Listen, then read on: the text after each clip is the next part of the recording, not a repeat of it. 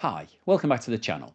In today's episode, I want to talk to you about what's happening in the Russian economy because a Sberbank report has highlighted the fact that Russian restaurants are now closing at their fastest rate since 2021. And let's not forget that the war in Ukraine started in 2022. So you would have expected 2022 to be one of the worst years. Now, Sberbank is one of the largest banks in Russia, and it provides lots of different data on all different parts of the economy. And this is quite an important tool for us because the Kremlin has severely restricted the amount of official data. So things like the banks provide us with a really useful insight as to what's happening on the ground.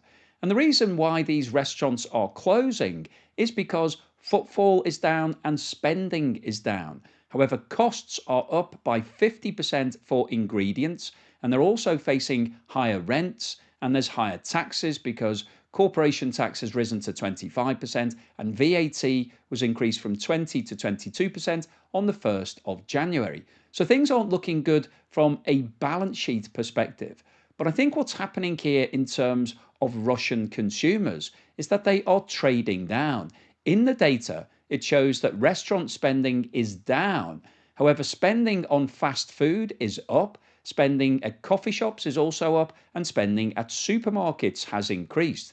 And this is a classic case that what we see when we see an economy starting to get into difficulty because consumers start to change their spending patterns and discretionary spending, so spending that you have the choice over whether or not you do it or not, starts to be pulled in first. So going out to eat, going out to restaurants is something that we all like to do. And you tend to do it if you're feeling quite affluent, if you're doing quite well, you've got a bit of money, you've got a bit of spare cash, you'll say, hey, why don't we go out for something for dinner on Thursday or even a Tuesday? It's quite radical to do that, but if you're feeling good, you're feeling happy, you've got a bit of money, then you will do those sort of things. When the opposite applies, when you're a bit strapped for cash and you're thinking, actually, I need to think about cutting back on expenditure, then you're definitely going to cut out that going out to eat on a Tuesday night and probably a Thursday, and then maybe even on a Friday and a Saturday, because you can get some home delivery or go to the supermarket and cook it yourself. And you're still eating, it's still a nice night in, but you're not going out to those restaurants. And it's those restaurants that are acting as an early warning sign that the problems in Russia are now starting to escalate because these restaurants have been doing pretty well for the past 4 years since the war in Ukraine started. However, they are now feeling the pinch. They've seen their costs going up, and they are now seeing consumers deciding that they don't need to keep spending at restaurants.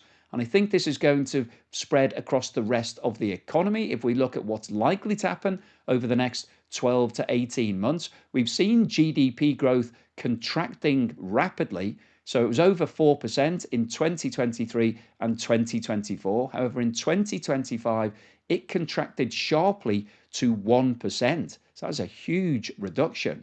And when you drill down into those numbers, the reason why Russia was able to achieve 4% growth in the previous 2 years was because it had this switch to a wartime economy. So all companies that are related to things needed for the war in Ukraine are now being paid directly by the Kremlin. They're being sponsored to keep producing all of those different items. So those companies have done well, and that provided a boost to the Russian economy because if you're working for those companies, then you're getting paid well. We've seen double-digit increases in wages. Those companies have been attracting more staff. Unfortunately, that's been pulling staff out of the commercial companies, the companies that are left to basically sell things to real consumers around the world.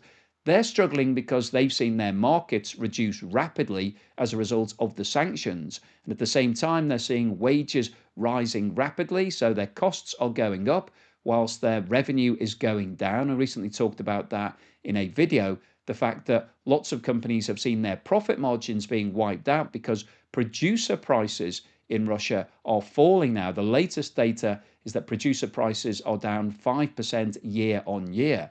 When you compare that to 6% inflation, prices are up by 6%. So the companies in Russia that are having to fend for themselves and not being sponsored by the state are really struggling. And anybody that's working for those companies is now in danger of losing their job. They're potentially looking at seeing their wages being cut back. So we've got a two-tier economy going on in Russia right now. They are the companies that are being looked after by the state, that are helping with the war, and then everybody else. So the people in Russia are seeing a reduction in their spending power as a result of the consistently high inflation. And they're now making a decision as to what to spend their money on. And the first decision that they've come to is to cut back on restaurants, to cut back on going out to eat. But it's likely that we will see this spreading to other forms of entertainment, so cinemas and basically anything that you would do at the weekend or in the evenings. People will cut back on that sort of expenditure first, then they will cut back on big items. So we've seen a reduction in the purchase of light vehicles. They're down by 38% year on year. That tells us that companies are already struggling because they would be the ones buying those vans to be able to move all of their equipment. They're not doing that. They're pulling back. We're seeing a reduction in terms of demand for vehicles because people will cut back on large ticket, big ticket items like cars.